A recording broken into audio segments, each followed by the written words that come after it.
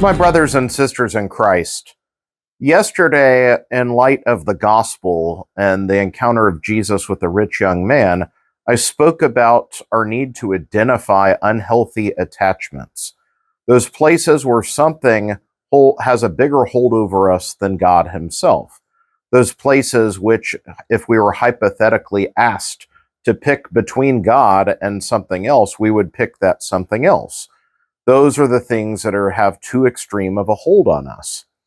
Well, in the follow-up to that gospel passage today, we hear the disciples are astounded by what Jesus has said about how difficult it is for the rich to enter into heaven, and only with God's grace, with his help, is it possible.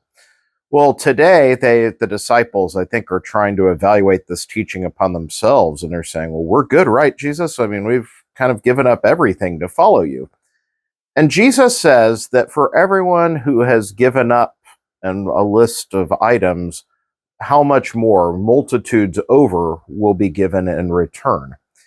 And this is a very important second part to this teaching, not just in general, but in preparation for our Lenten journey.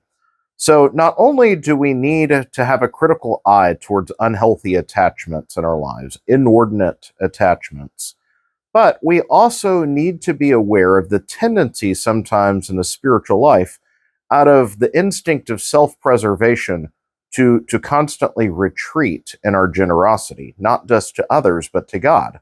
Sometimes the more and more I seem overwhelmed, or the more and more there's not enough of me to go around, there's not enough hours in the day, there's not enough money to cover all the things I need to do, we can become more and more self-protective. And in this, actually, we're not aware of it, but our charity starts to close in. And sometimes it's when we take the leap of faith, when we realize when we give in a place where it may not seem like we have enough to give, but we do anyways. And again, whether that's monetary or time, having time for someone in need, even though we really don't have time. It can be any number of things, and especially when it comes to our generosity to God, of giving ourselves more wholly to him, to set aside something else, to put ourselves at the feet of God. That never goes unrewarded. Now, if we're doing it just trying to score brownie points, in the sense, if we're doing it of our own willfulness, a spiritual pride, then that is not the same. But when we are freeing our hearts to put ourselves in the presence of God, God never fails to reward this. Now, it doesn't always mean material abundance. In this, we see the trap of the prosperity gospel, that by the better you live out your Christian faith, the more riches you'll accumulate, the more success you'll have. Sometimes windfalls come when we trust God. Maybe it's the time that we give to some cause, and then suddenly we find an unexpected abundance comes our way. But we shouldn't necessarily expect that. But instead, the riches, especially in the spiritual life, the more and more we clear the way for God, the more and more we will find blessing beyond imagining of the things that truly have value in our life, the things we may not have even realized before.